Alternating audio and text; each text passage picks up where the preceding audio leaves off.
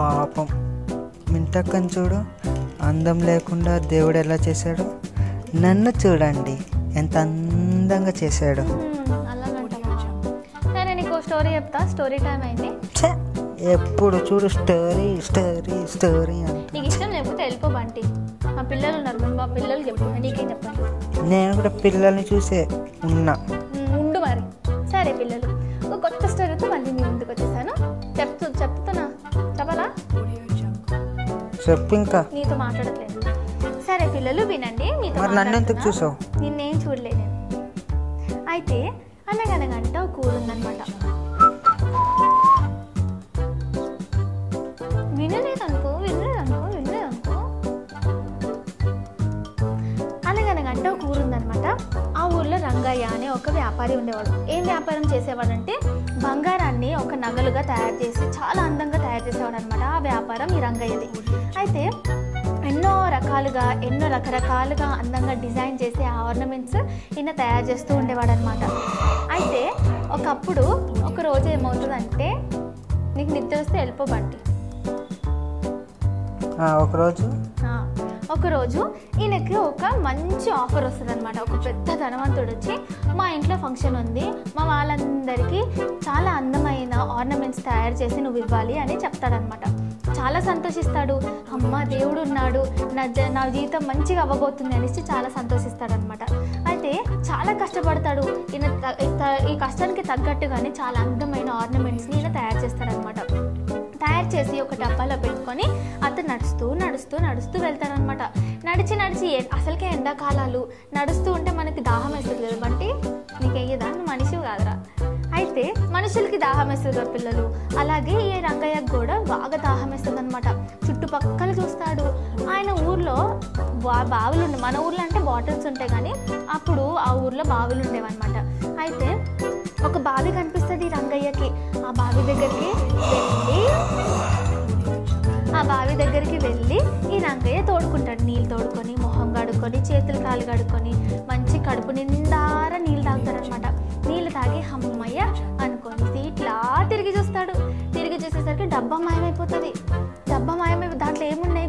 Gold ornaments ఉన్నాయి కదా. చాలా బాధపడతాడనమాట. బంగారం అన్నావు, గోల్డ్ అనలే. బంగారం అన్న గోల్డ్ అన్న ఒకటి. అయితే ఈ బంగారం డబ్బా ఎటెళ్ళింది చూసేసరికి ఒక కోతి దాన్ని పట్టుకొని పరిగెడుతూ ఉంటుంది అనమాట. కోతి వీళ్ళంటి కోతి అనమాట. నువ్వు మంచిగా ఉన్నావు బంటి. అయితే ఈ కోతి పరిగెడుతూ ఉంటుంది అనమాట. అయ్యో ఏం చేయాలో అర్థం కాదు ఈ రంగయ్యకి. దాని వెనకాలే దూరికి కోతి నా డబ్బా అంటే దానికి అర్థమవుతుందా? అర్థం కాదు కదా. చెట్టు ఎక్కేస్తుంది. ఏది చూసినా కిందకి రా నా డబ్బా నాకు ఇచ్చాయని అరిచినా కానీ ఇది అటు ఇటు దూకుతూ ఉంటుంది కానీ అతనికి డబ్బా మాత్రం ఇవ్వదనమాట. చాలా బాధపడిపోతాడు. దేవుడు ఎందుకు, నేను ఎంత కష్టపడి నేను ప్రయాసపడి చేస్తుంటే దేవుడు ఎందుకు ఇలా చేస్తాడు అనేసి బాధపడుతూ అలా కూర్చుంటాడు. ఇంతలో ఒక సన్యాసి వస్తాడు. సన్యాసి వస్తే ఏమైంది నాయన, ఏమైంది, నువ్వు ఎందుకు అంత బాధపడుతున్నావు అనేసి ఇతను అడిగితే, చూసావా దేవుడు ఎంత పని చేశాడో, ఈ కోతి నేను తయారు చేసిన బంగారం ఉన్న డబ్బాని తీసుకెళ్ళిపోయింది అనేసి బాధపడతాడు అనమాట. ఇంతలో ఈ సన్యాసి ఏం చేస్తాడు తెలుసా? తన సంచిలో ఉన్న అట్టికాయలు తీసి కోతికి చూపిస్తాడు అనమాట.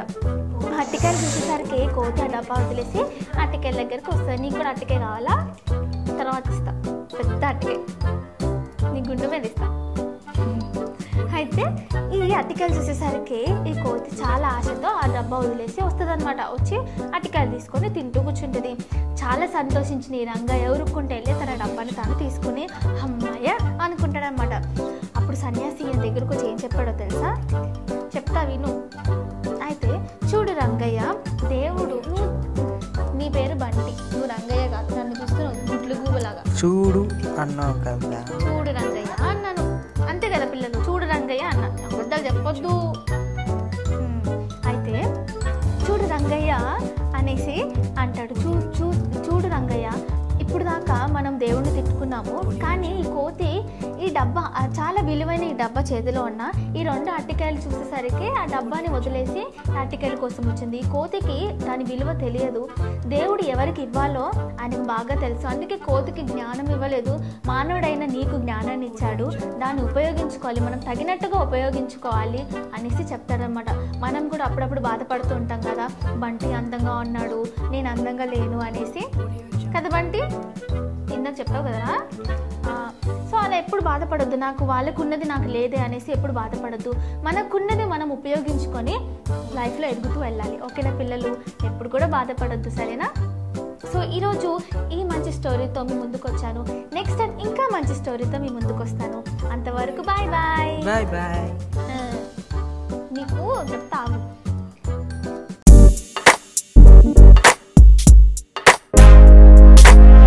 హాయ్ అండి, అందరికీ నమస్కారం. లెజెండ్స్ కార్యక్రమానికి 10 ఫిలింఫేర్ అవార్డులు, చూడదగ్గ ప్రదేశాల విశేషాలు, సుసంపన్నమైన ఆధ్యాత్మిక వారసత్వం, ఆదర్శప్రాయులైన మహనీయుల స్ఫూర్తిమయ జీవిత చిత్రణ లెజెండ్స్.